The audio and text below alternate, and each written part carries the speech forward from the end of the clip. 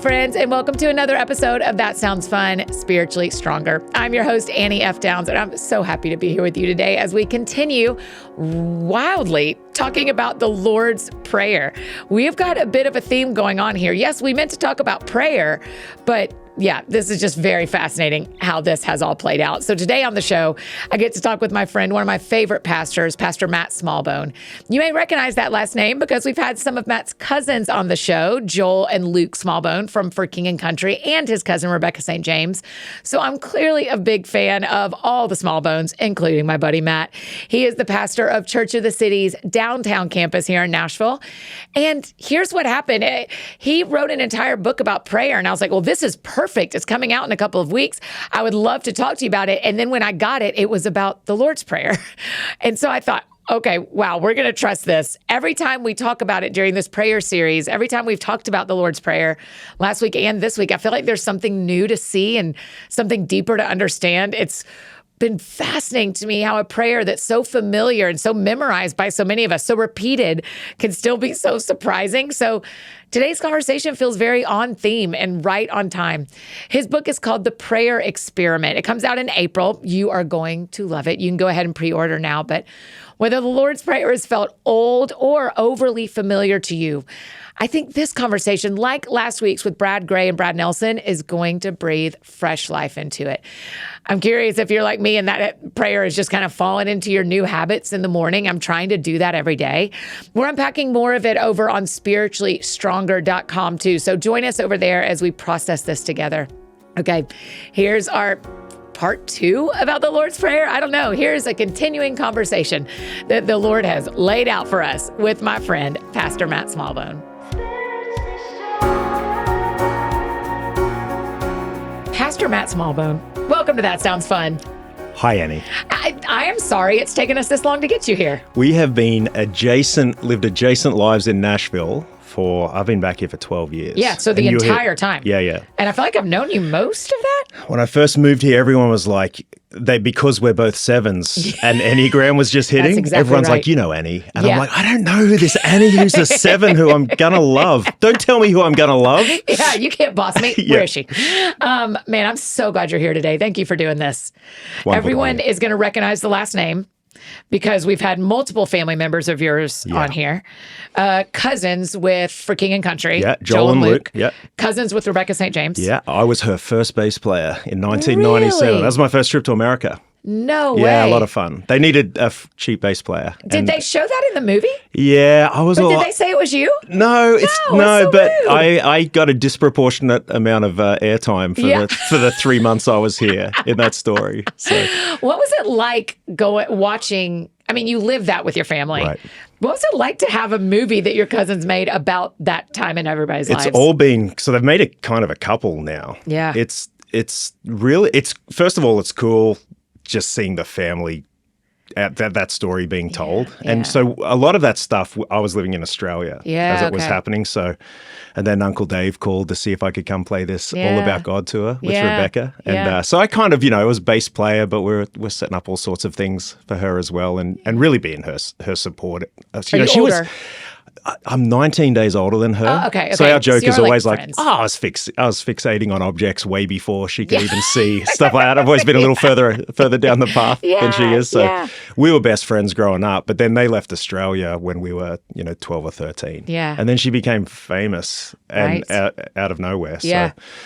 So it was so watching all these movies is unbelievably fun. You have famous actors playing your grandpa, and those are the hard things for me. Seeing someone play Grandpa Smallbone is just like tend to cry a bit at these things. I remember when we were at that early screening of Unsung Hero, I remember almost all the family was crying. Yeah. And I was like, wow, this is like still feels very fresh to everybody. It's a beautiful story. I mean, we know it well, obviously. I think there's just something about seeing someone play family members and we're in Australia. This was obviously pre-internet when all this was going down. So it actually kind of, in some ways, painted the behind the scenes for me as well. But it's they're remarkable folks, every now and then you feel like a bit of a loser because you haven't won a Grammy or something, my and like at family dinners and stuff like Smalls, that. how did you end up a pastor when you started a bass player? You could still be, and you were a bass player for King and Country. Yeah. So I was also in the movie playing for them for I played one show with them. So it all worked out. It all worked out great. So why pastoring? I realized, so I ended up touring with Michael W. Smith. Yeah. So I moved over with an Australian band, and Beck was kind of winding down for the first time as I came over. So I moved over with an Australian band, Alabaster Box, and then ended up touring with Michael W. Smith for a number of years. As his bass player? Yeah, as his bass player.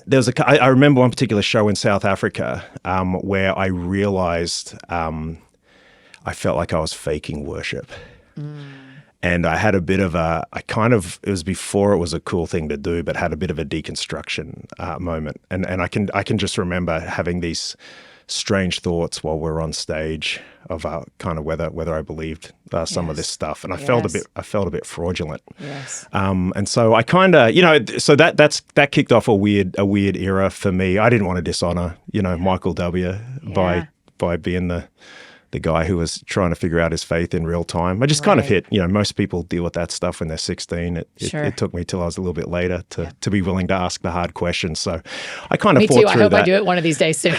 I also had 4 kids at the time. Yeah. And so my older son, Isaac, when I'd leave, so there was something about my hair being wet and me holding a bass guitar that he would just start getting really anxious because he knew I was about to go for, 3 weeks. So it was definitely hard on our little family. Yes. And so it's just kind of a convergence of factors that I just knew. And I also think I don't love music like a lot of the folks who do it as well. Like I would see how music can just capture some people's hearts. And sometimes I'd just be up there going, I think I'm holding down someone else's dream job because this doesn't, I don't think this does for me what it's supposed to do and what it does for them. What an honest thing to say to yourself. I'm holding down someone else's dream job. Yeah, that's what it felt like. Wow. That was, and I getting off the road, like we need our own little support groups. So we all have these, various friends there were pivotal conversations that I had. Mine was with the bass player from Delirious. Oh, really? Yeah, because he just kind of got off the road and I said, what's it like out there, man? Yeah. And so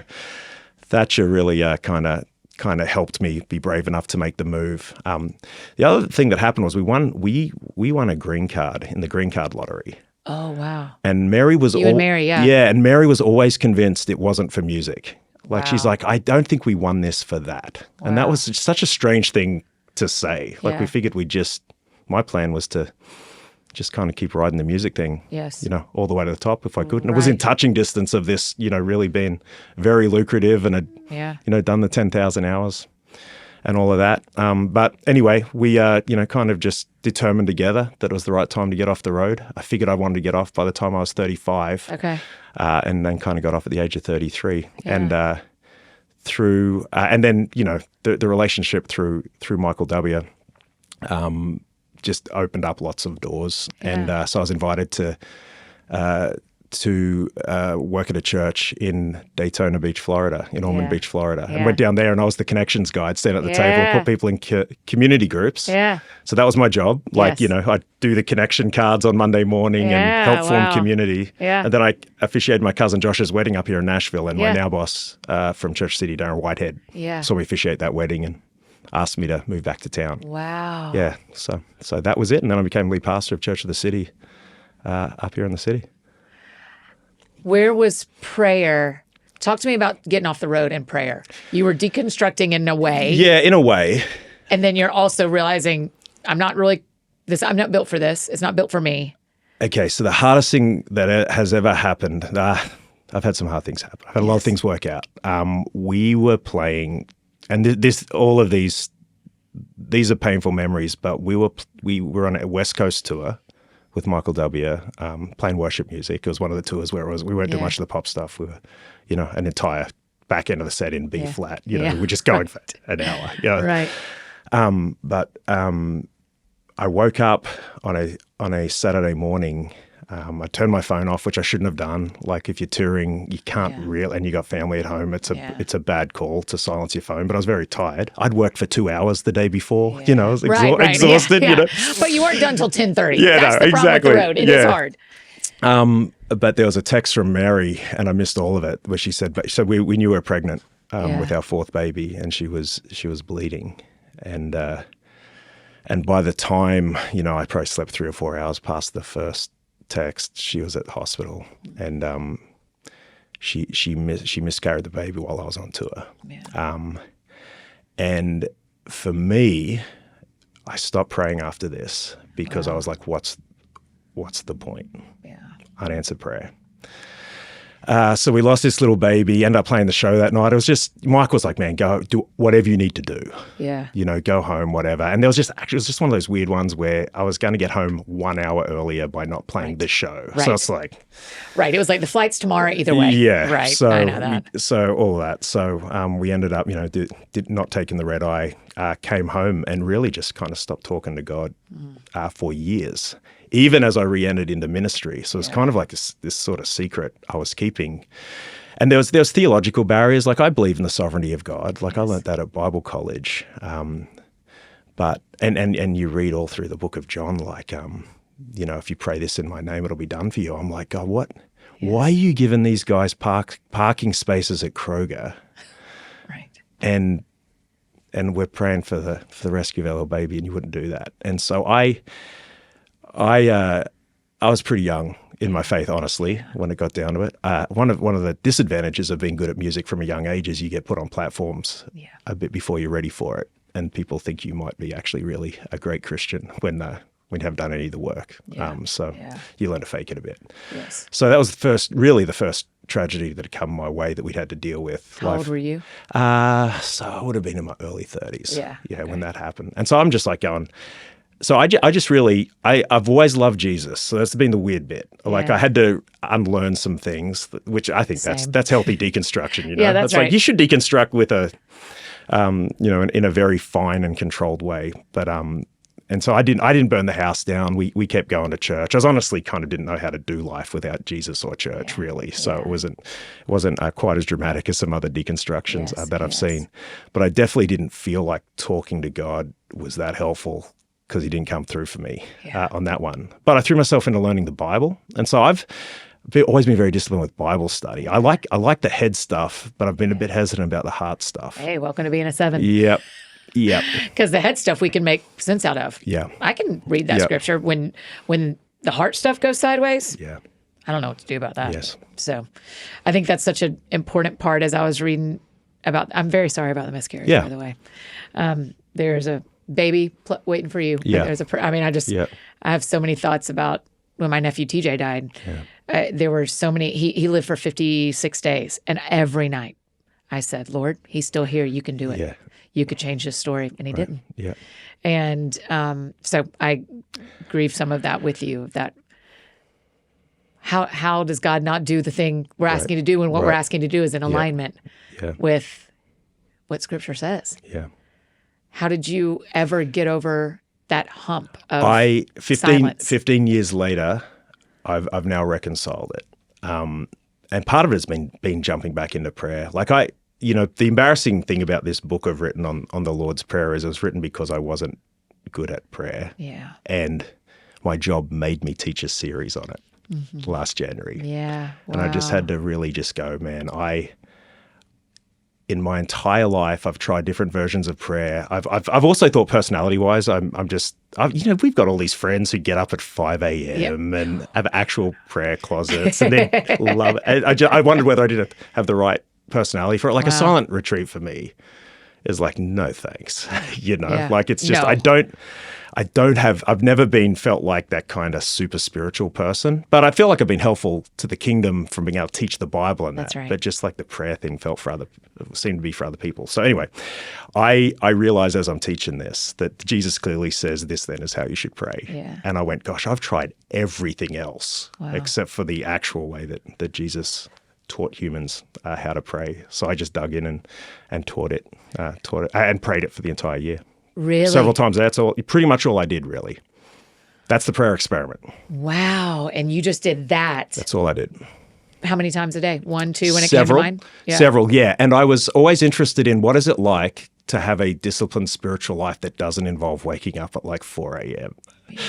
Because I'm like going, I've tried that for 48 years. Not working. I couldn't, and it was a bit shame-inducing. And so I just thought, look, well, God's made me this way. I don't know if it was the best decision he's ever made, but it's like, I'm not built like some of my heroes are. Yeah. So I just started going, all right, Jesus does this bit about, go into a room, close the door, and pray this way. He gives some real clear guidance on how not to pray. Yeah. I did a bunch of the how not to pray stuff I've as done well. all of them at some point. Yeah. Same. Praying like a Pharisee. Yeah. Genius at that. Yeah, that's right. Praying like a pagan. When Genius people are like, that. I'm not good at praying in public, I'm like, I'm so much better at praying in public. I can pray in public 3 times a day. Yeah. Get me in a quiet place. It's way worse. Yeah, if you need a TED Talk dressed up as a prayer, I got you. Yeah. My last third of my sermon happens in the prayer. So, yeah, I can do that. So Matt, I get that. Yeah, so I just, it was a really unbelievable year. I was kind of born out 21 days of prayer and fasting. I thought, why don't I just take Jesus seriously for a sec and just pray the way he tells me to. Yes. So.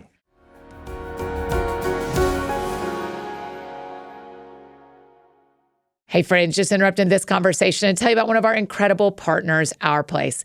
If you're gearing up for some spring cleaning in your kitchen during spring break, or you're on the hunt for the right gift for a bridal shower, I need you to know about Our Place. Not only are they the best nonstick pans, seriously, your scrambled eggs or over medium is going to slide right off, but they're completely free from toxins. So many pots and pans and appliances out there are still made with forever chemicals, which none of us want in our food. But Our Place has saved the day, and they would make such a great gift. Their cookware is adorable. Truly, there are so many fun colors to choose from. Here's one perfect piece to start with. Check out their Always pan.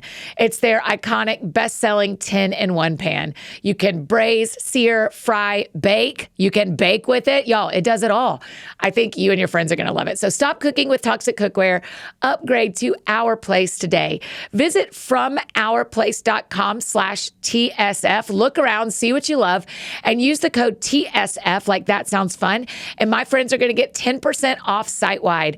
With a 100-day risk-free trial, free shipping and returns, you can experience this game-changing cookware with zero risk. That's FromOurPlace.com/TSF, and the code is TSF. And another incredible partner I get to tell you about, Brodo. Listen, let's keep talking about what's going on in our kitchens. If your morning coffee or tea just isn't quite cutting it lately, what if instead you reached for a steaming cup of something nourishing? Bone broth. Listen, it's a great idea. It's one way to support your gut health. It's a great way. It's actually very delicious, and Brodo's bone broth is the best. We got a shipment sent here to the office, and we had ourselves a little bone broth party for lunch one day, and Brodo comes in 8 different delicious flavors, from the classic chicken to the spicy no-nut to more creative blends like ginger turmeric, herb-infused or veggie-based broths. I recommend trying their sample pack so that you can figure out for yourself what flavor is best for you. Okay, listen, there's one where they've mixed together beef, chicken, and turkey. Oh my gosh, it is so good. It is my total favorite. Shop the best broth on the planet with Brodo. My friends can head to brodo.com/thatsoundsfun, and you're going to get 20% off your first subscription order, and you use the code thatsoundsfun. You're going to get $10 more off, you guys. Once again, that's Brodo, BRODO.com/thatsoundsfun for 20% off your first subscription order and an additional $10 off when you use our promo code thatsoundsfun. Okay, now back to our conversation with Matt Smallbone.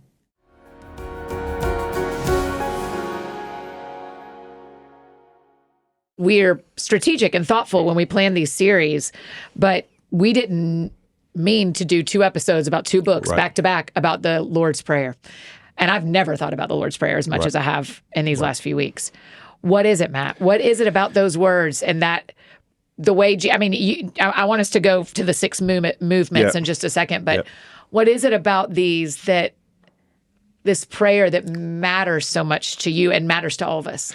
So what is wild is that the disciples who knew how to pray, these were Jewish boys who prayed at least 3 times a day. Yeah. So part of when Jesus is talking about prayer and this is how you pray, I think there's an assumption that it was like at least 3 times a day, there's stuff going on. So what's interesting is Jesus is saying, pray this way and do it do it many times a day. Got it. I think Jesus is understands deeply how humans are made. Yeah. And I think it's important. What I've learned is important to pray all of it and in order. And then you tend to camp out at one of the movements. Every day something grabs you. Yeah. And so each movement, early on, I mean, that you begin with Our Father, right? So here's how I normally pray.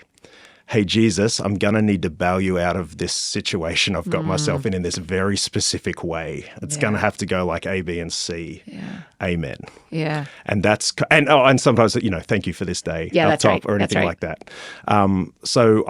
When you actually just dig into this prayer, the genius of this prayer is that it's simple enough for a toddler to memorize, and it just keeps theologians enthralled for a lifetime. Yeah. So what has surprised me is I didn't get bored once in the entire year as I dug into this. Not one time. No. Smalls. No, because something will stand out to you each time. Yeah. You're starting with Our Father. Yes. It had never occurred to me that I'm not God's only child. Right. So you begin with Our. The pronouns actually really matter in the Lord's Prayer. Yes. So my prayers are always like, hey, here's what's going on. I'm really frustrated with this person. Could fix it. This is how I'm going to need you to do it. But when you start with Our Father, you start to realize you can't really only child your way to God, that God is managing all of these prayers of all of these children. Our Father in heaven, so it's in the heavens, like King James Version translates, it's the same word that is like birds of the air. Yeah. So there's this air component to it that a lot of my favorite theologians picked up. So it really goes, Our Father. So I'm not just praying for me, it's a communal thing. Yes. My Father who's as close as the air. And I'm telling you, Annie, quite often the first time I pray this is when I'm driving to work. Wow. And I'm just sitting there feeling like, man, God is close with me. So you have this moment of adoration. And sometimes that's enough. So there are times where, I'm disciplined and going through the whole thing. But that was an incredible breakthrough for me. Remembering I'm part of a family. It's not just God and me. Yes. First of all, I'm not it's not the Truman Show. Yeah. Love that movie. By the way, I've been watching it with my kids again. Yeah.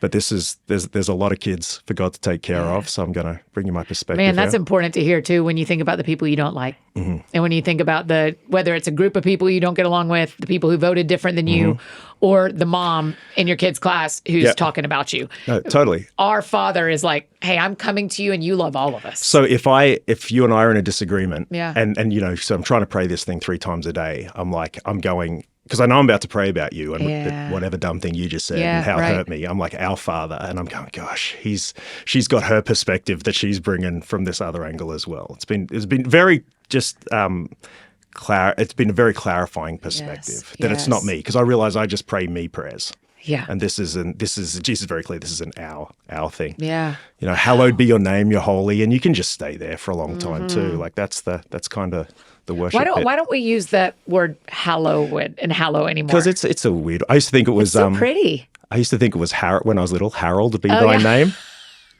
I wonder why us Methodists cared so much about this Harold dude. Right. So yeah, it's and it just means holy. Yeah. Great. That's pretty good. Yeah. Yeah. It's just sort of like, so then you're like, Our Father who's as close as the air. You're kind of holy and perfect, and I'm coming to you as one of many, and that's how we're framing this thing up. You're holy. Yeah. I'm not. Yeah. But I'm about to bring you some stuff. Yeah. And start some. Yeah. And so there really is 2 real sections to this. There's the first half is about God, and the second half is about us. And so when you get to the hallowed be thy name, your kingdom come, your will be done. So that's where I get stuck the most. Like, okay, God, I just need your kingdom to come. Your kingdom is just. Your kingdom is fair. Your kingdom is honest. Your kingdom is close. I often get stuck there. Why does it matter that we pray in order, though? Why do we need to? We need to finish it. I'm not sure if we need to. Okay. I'm 1 year into it. And I need to right now. I'm sure there's people who are deeper into it, and it's all very conversational as well. So you kind of just camp out. I just camp out at each movement, and spend some time there. I just do think there's a reorientation of the heart that's very important. And obviously, if you're in an emergency, Right. God help. Yes, is of going to be course. plenty enough. Yes. But you're acknowledging that God is holy, and then another massive internal change comes where you're going, hey, I'm about to ask you for some things, but ultimately would your will be done? Yes. And that, Annie, that's part of the stuff that ends up helping you deal with unanswered prayer. Because you're going into this thing going, all right, I'm one of many children with an idea. Yeah. And this is kind of how I want it to go down. But I'm telling you, like quite often when I'm praying through a situation, I'll be like, hey, I'm about to have this difficult conversation with Annie. Yeah. And it could go, and this is my plan. Yes. Would your will be done? And I'm gonna need you to jump in on this because God, this is where we're headed. So quite often that's how it goes. Do you unanswered prayers is so messy because Garth Brooks sings, thank God for unanswered prayers, right? But everyone is sitting at home or on their treadmill or in the car right now, and they could list off as many unanswered prayers as we had time to hear. You did a beautiful job writing about this, and it was one of the things I wrote down to ask you about in quoting Pete Gregg's book about unanswered prayers. But like, Smalls, how do we survive a life where, this is a dramatic question, how do we survive a life where let me ask about me. How do I survive a life where the thing I want to do most is make sure people know God and love God? I want them to know Jesus is who he says he is. And sometimes it makes me feel like I need to hide my unanswered prayers because I need to make sure everybody knows he's great. But I am carrying piles of unanswered prayers too. Yeah, it's difficult. I think I'm resigned to the fact that there will be unanswered prayer. Like on this side of eternity, that's just kind of how it works. I think we get glimpses of the inbreaking kingdom of God into our lives, and they're moments to be celebrated. I think there's always going to be sad things on here. I think that's just the setup. But I am learning that if you're not carrying these things alone, you're gonna be okay. Even with our deepest sadnesses. Really? I think if you're in isolation and alone, without real human community, without real legitimate friendship with God, I think these things are unbearable. I think we're given the tools to manage the hard. Like a lot of the New Testament, Jesus' brother James, a lot of his book is kind of explaining some of the Jesus stuff. Like it's questions like this. Yeah. And he's just super clear that like struggle is just kind of what it's about when it comes to human development. Yeah. So there's something about just the way the world is set up that we don't get to be everything we can be without it being a struggle. And I think about it, all of the most wonderful things I have in my life have come at a high cost, with a lot of effort. Yes. And I think struggle's just sort of part of it. But I get what you're saying. Like, in our church, a lot of single girls, for example. Yes. And we've just done 21 days of prayer. Yeah. And like so many people in our church just want to meet somebody and fall in love and be taken care of and take care of somebody else. And it's a really deep wound. Yes. The ones that I see managing it the best have a rich friendship with Jesus. Yeah. And without that, I really think these wounds are so deep that actually Jesus is the only answer to them. That is what I have concluded in my late 40s. That wouldn't have satisfied me in my early 30s. Sure. So, same. Yeah. And I agree with you now too. I mean, I you know my story really well, but I am not married yet. I am, thinking back in my 30s and how often I would grieve with the Lord that I didn't have a partner. And then a year and a half ago, when I drove over the state line from New York to Vermont, and it was my 50th state, I cried and said to Jesus, you and I have done all 50 states together. That's exactly how I would have written it if I'd had the choice. But 32-year-old Annie couldn't have imagined unanswered prayers would lead to this grateful tear-filled moment at 43 of what a great experience, me and Jesus in all 50 states. And so I can see that too, but it's so hard for prayer not to go the way you think it's going to. Every situation, there's a pretty good Jesus answer to it. So is singleness. Like Jesus and Paul were single. Right. And it turned out pretty good. Turned out great for him. Yeah. That's exactly right. And I would just say marriage is beautiful and hard, and singleness is beautiful and hard. Yeah. There's some things you've been able to do and build out this massive thing that I haven't been able to. Yes. And I don't know. I don't want to pretend to understand how that feels when you're home in a quiet house and lonely at night. Yep. But I think we'd both at times be willing to trade some of that That's right. for some of that. That's right. So I mean, I called my mentor last week and I said, I was asking her about my dating relationship. I said, sorry, is this whole thing just apologizing all the time? She's like, yeah. I was like, I feel like we're apologizing back and forth constantly. And I'll tell you what I wasn't doing 10 months ago, apologizing all the time. Right, I was right. just living my life. And Right. now I feel like I apologize and get apologized to constantly. there's a little bit of apologizing in your future. Yeah. It's just a lot. But I think there's a version of that for all of Every things. person. For people wanting to have kids, for people wanting a different house. I just don't think every desire we have, we fully understand actually what we're asking for. Yeah. So I think the thank God for unanswered prayers. Like, I mean, if I'd have had all of my prayers answered as a fourth grader, right. I'd be married to Madonna and working in a circus right now, Smalls, what if you were married to Madonna working in a circus? What a dream. I know. What a dream. It'd probably be easier to sell some books, wouldn't it?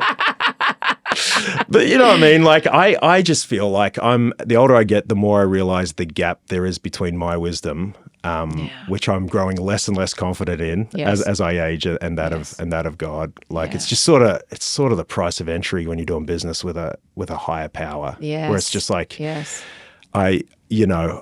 some point you've just got to go, listen, I don't love this script. Yeah. And you've given it to me. And when you get reps in over the years, you really do see the unanswered prayers that I've had in my life. As long as they're like far enough in the rearview mirror, I'm actually really grateful for almost all of them. Yeah. Like, I wanted to be a rock star, and I like being home. Like, the 200 nights away a year, every other year. Yeah. Like the Nashville life. It just Yes. wasn't built for that. But it's definitely what I wanted. And now also the Lord has you pastoring 1,000 of them. How miserable. Right. Do you know what I mean? Like, you would think, like, why would you make that trade? Yeah. I never wanted to do the pastoring thing. And so God just knows how He's made us. Yes. And I think there are just times where I've learned, and it takes this is hard to do as a younger person. Yes. But with some reps in, you just look in the rearview mirror and go, gosh, it's clear that this is what I was put here for, and had to get here somehow. So Yes. When the Lord's Prayer shifts to us asking for things, how does that work in your day in and day out? yeah, so you've just prayed for that your kingdom come, which basically means with the way things are in heaven, like your design for the way things are meant to work, would that happen? And will be done. Yes. So we all have these little wills that we carry around. Yes. Many of us, it doesn't exert far, but there is a space in our lives where we can do whatever we want whenever we want. Yes. So we all have our wills, and it's surrendering that space to God and saying, let's do it your way.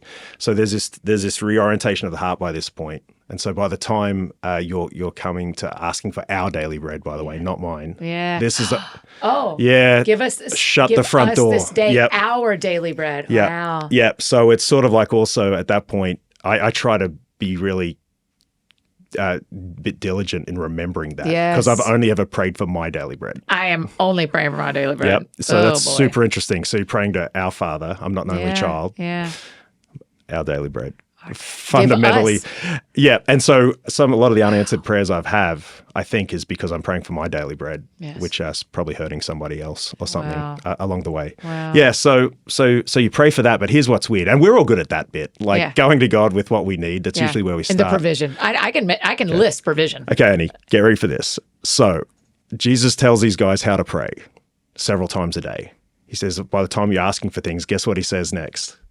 You ask for forgiveness from God and you forgive somebody else. Yeah. So for the last year, I've been forgiving people several times a day. Oh, wow.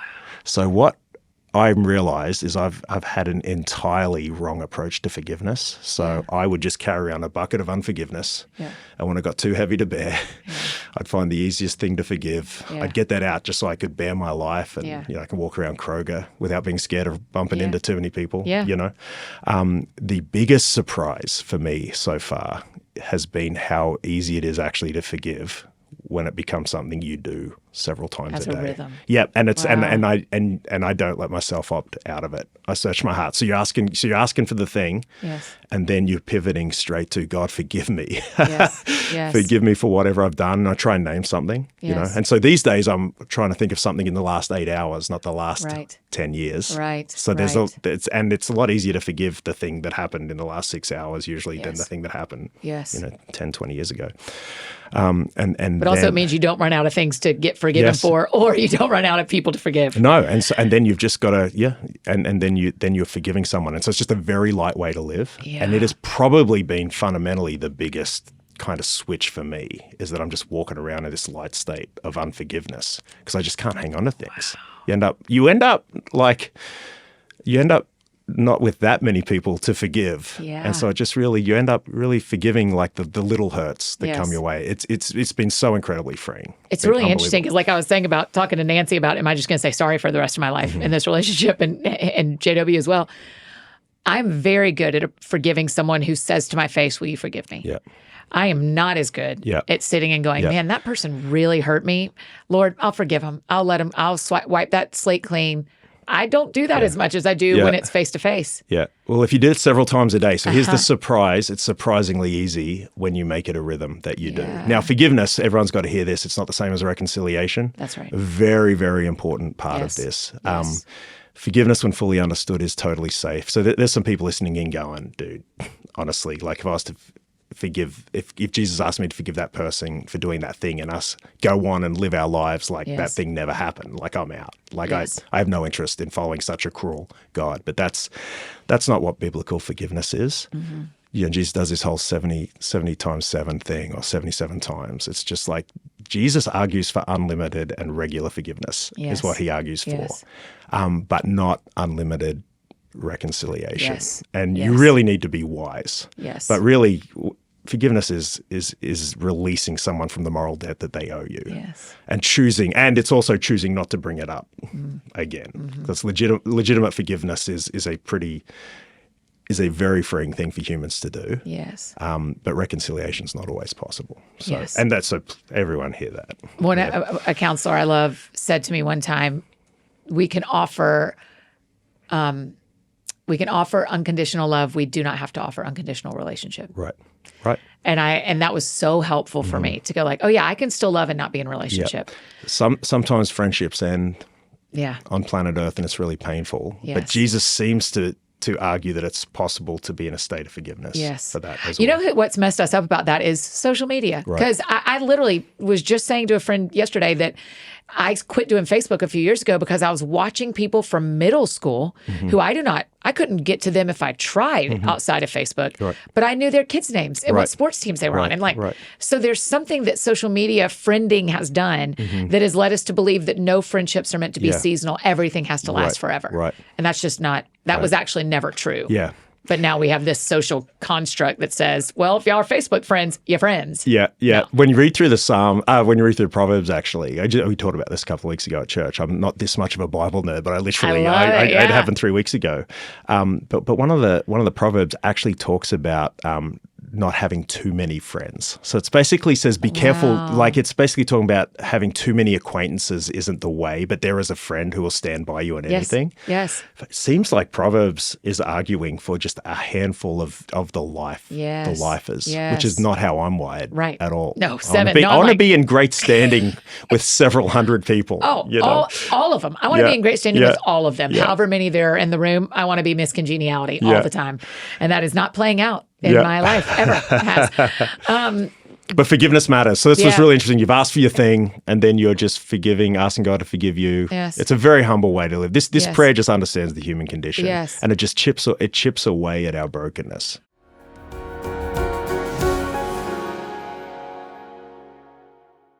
Hey friends, just interrupting this conversation one more time to tell you about one of our incredible partners, one of my favorites. It's Thrive Cosmetics.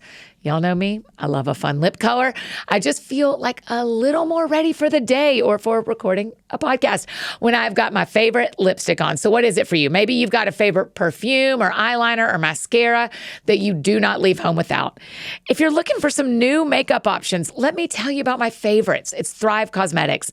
They are about to brighten your spring, you guys. All of their products are 100% vegan, cruelty-free, made with clean, skin-friendly ingredients designed to support your skin, not stress it. Okay, my personal favorite is their Liquid Lash Extension Mascara. Y'all know this. It gives you that long, full lash look without clumping or flaking. It honestly makes such a difference. And what makes me love the brand even more is their impact.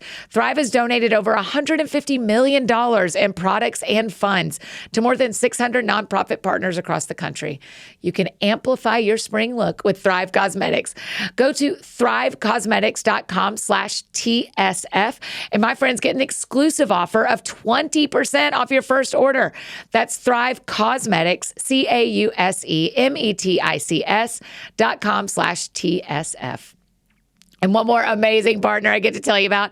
This episode is sponsored by BetterHelp. Well, listen, March includes International Women's Day, which is a moment to celebrate women's strength and progress while also recognizing how much we carry every day.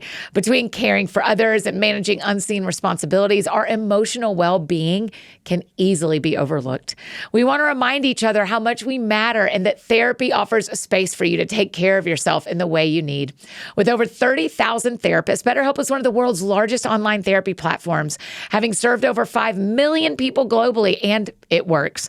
With an average rating of 4.9 out of 5 for a live session based on over 1.7 million client reviews, that is some good math right there, y'all. You just got to fill out a short questionnaire. We love a quiz, and that'll help identify your needs and preferences. And then they're going to match you with a licensed therapist. And if you aren't happy with your match, you can switch to a different therapist at any time from their tailored recommendations. Your emotional well-being matters. So find support and feel lighter in therapy. Sign up today and my friends get 10% off at betterhelp.com/thatsoundsfun. That's BetterHelp, HELP.com/thatsoundsfun. And now back to finish up our conversation with Matt.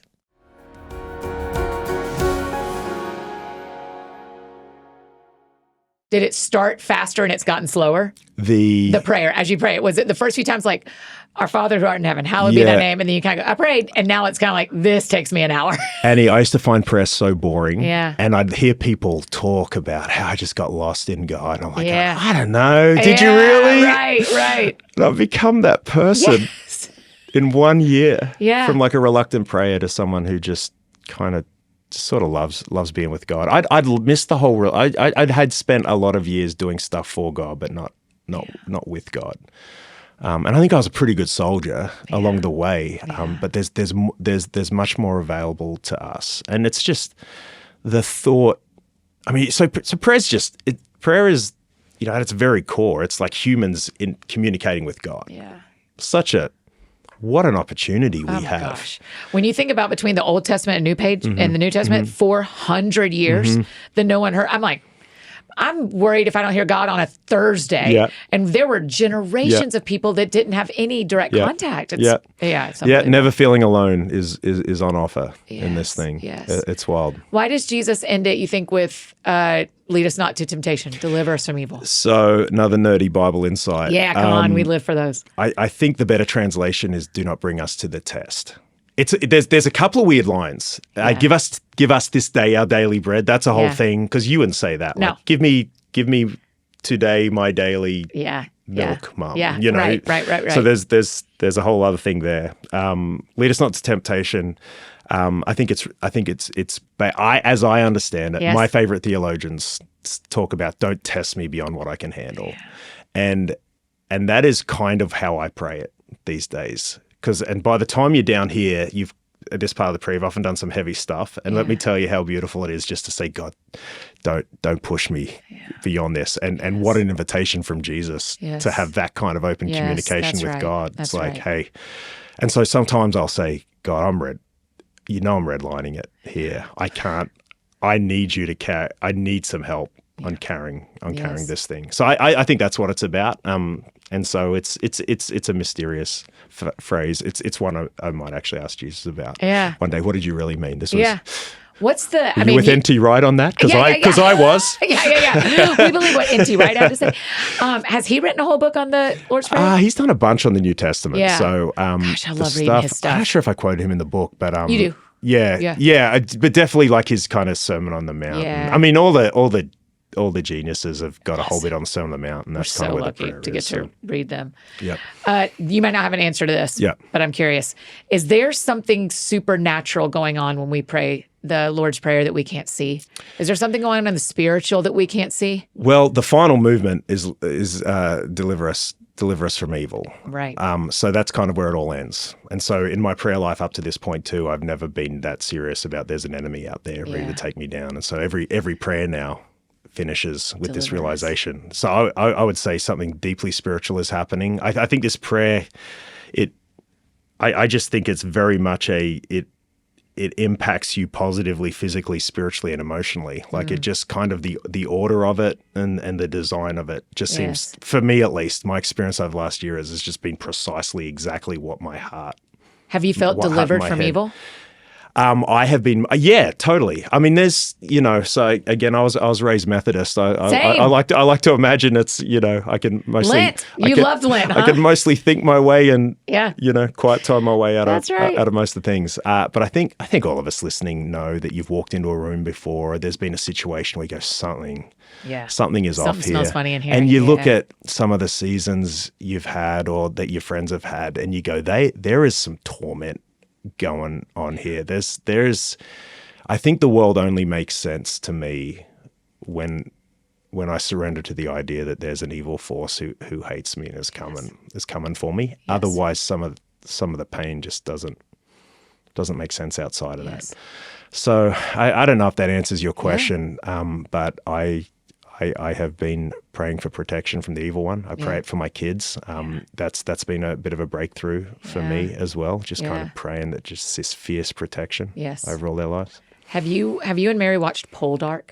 No. Do you know the show from PBS? It's a PBS show. It's one of the old, I call it my old England shows. Right. And there's a bad guy on that show that really hates Poldark. And I said to my team, when I think of how Satan actually feels about me, that is the clearest I've ever seen. Because that guy spends the whole show going, what can I do to inflict pain on Poldark? And I'm like, oh, that's what we're working with.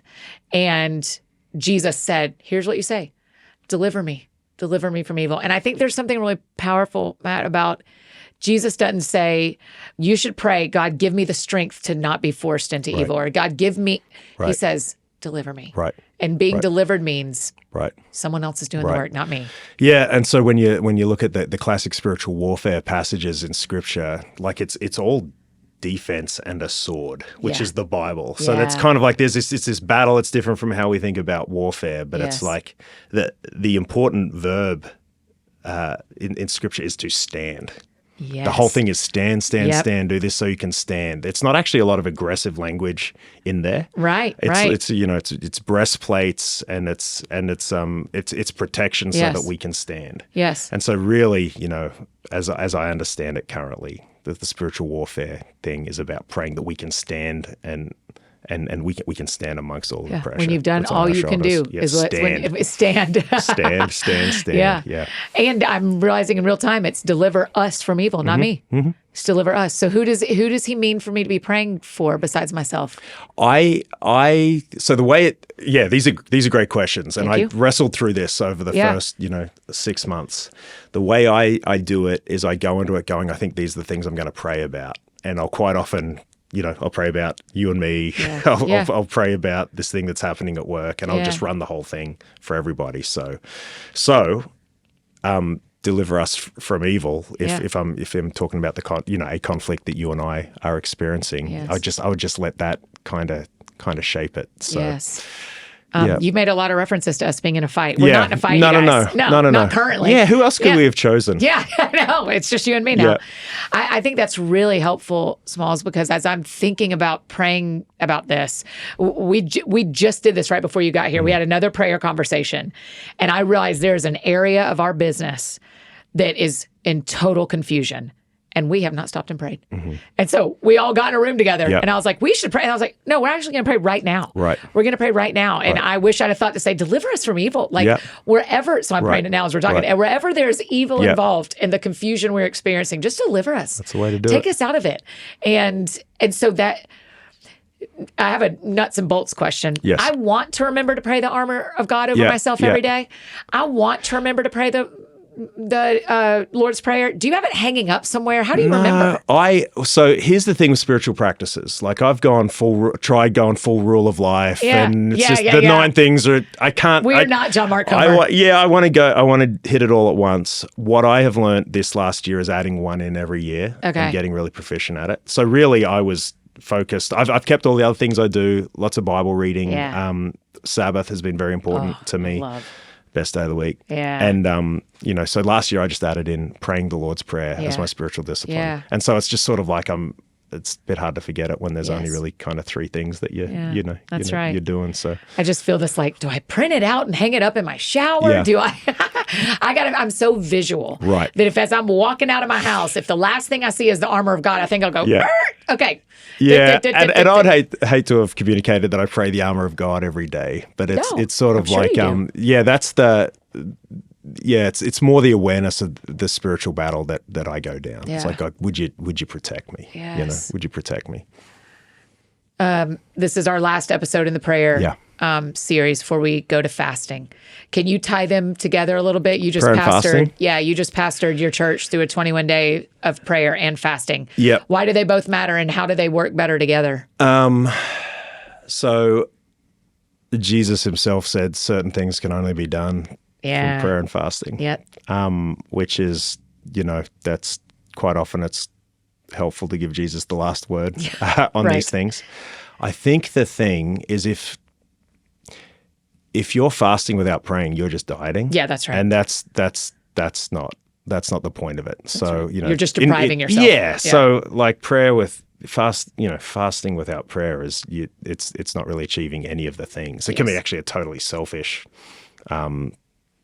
pursuit. So, and I also think, you can call me wrong on this, I think prayer or fasting without prayer really opens you up to attack. Yes. Because you're weak. Yeah. You're weaker in your body, and you're not being fed by the Holy Spirit in the way you are when you're fasting and praying together. So I just get, the times I've done it without praying, I get crushed. So it just seems like an important part of following Jesus is having these intense spiritual bursts from time to time for certain things. Great language. So I would say it's important to ask for some really, really big prayers. When we do prayer and fasting as a church, I usually have one thing for each of my kids.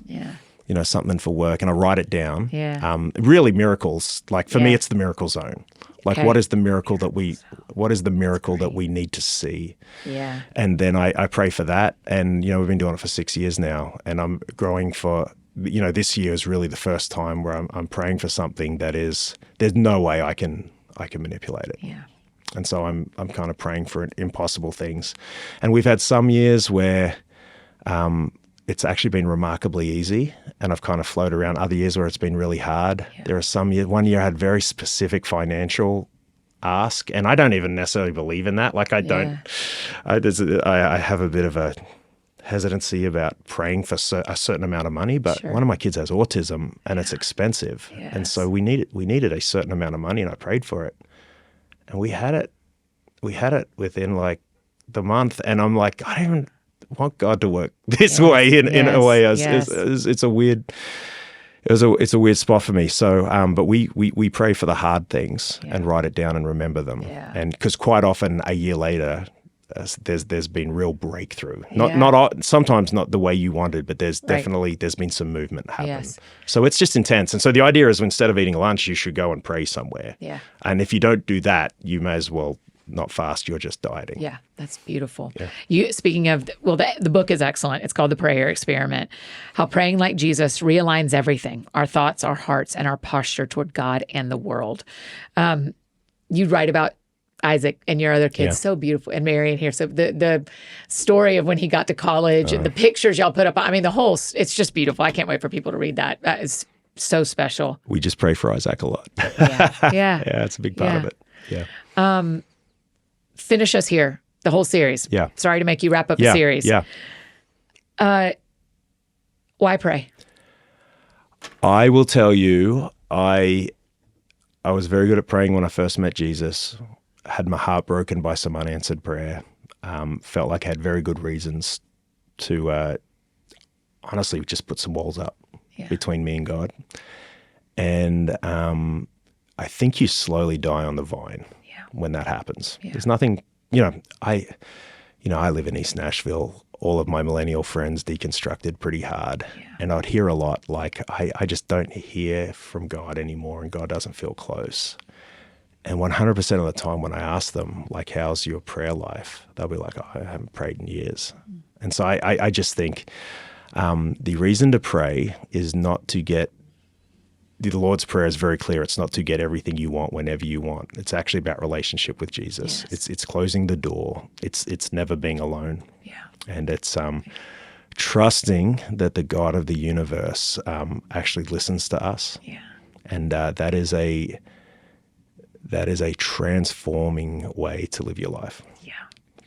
Thank you. Thank you for doing this. I think it's the best way to live. Yeah. It is not always the easiest way to, it is not the easiest way to live. It's the best way to live. And that's different. Is there anything we didn't say you want to make sure we say? I don't think so. Okay. The book comes out April 28th. You were very kind to come and finish the series, even though there's a couple of weeks till the book is out. But we can pre-order it now. It shows up on the right day at the right time. So the last question we always ask, it's your first time on the show, which shocks me. It is, right? So, we did. I was thinking, like, have I forgotten about one? I've just been up here a lot. Last time I was here was to get that book for the... when you got a bunch of... That's 1 year ago. Yeah, that's right. I've told that story a lot, that your church had a need for a handful of books about where did TJ go. We were honored to share it with them. The last question we always ask, Pastor Matt Smallbone, because the show is called That Sounds Fun. Tell me what sounds fun to you. Everything. As an immigrant, my cousins and I are planning, we're wanting to go to the Caribbean to watch a cricket game. Okay. Because now we all have real jobs and stuff. And we can do that. So it's a wild thing. I don't expect anyone to understand. Is cricket the one where they hit it and it goes through that little thing? No, that's croquet. Okay. That's Alice in Wonderland, probably. Yes. Okay. No, it's the second most popular sport in the world. After soccer. It's just not played in America. Yeah. So it's played in all the India and, So anyway. What do you do? What does it look like? It's got the listen, the American part of your brain is, there's not a 1 minute answer to this. Okay, so great. it's kind of like baseball, but it's sort of like Australian baseball. There's a 5-day version of it.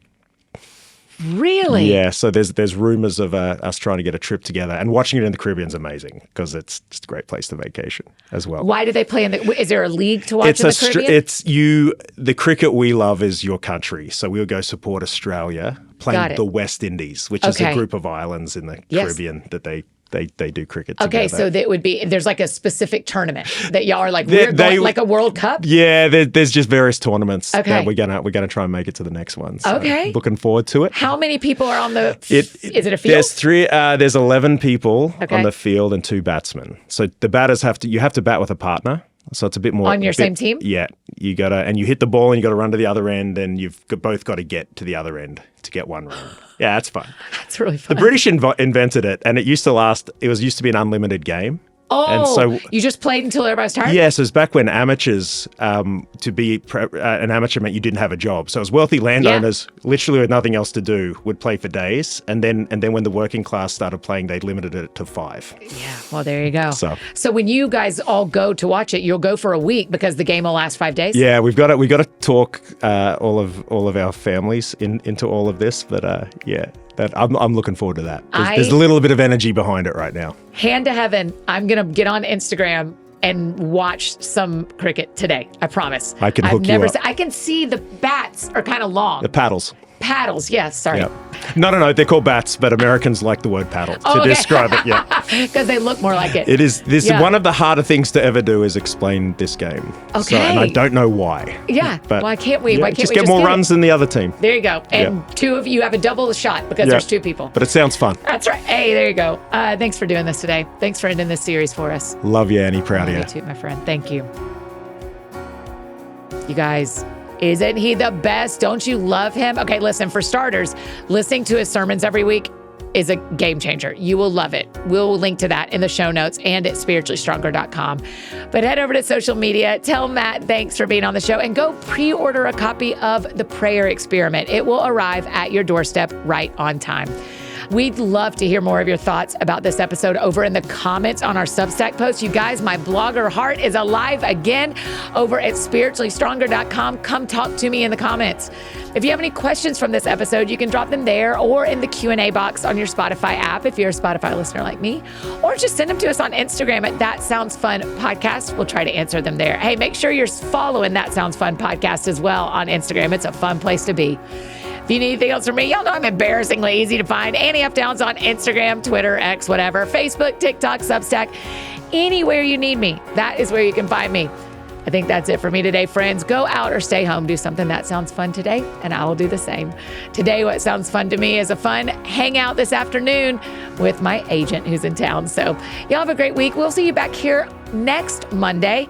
Periodically throughout our Spiritually Stronger theme over the next year and a half, we're going to throw in some fun episodes just to break up some of the themes, some of the spiritual discipline talk. So Monday, bring some fun your way with my friend and Hallmark actress, Jen Lilly. We'll see y'all then.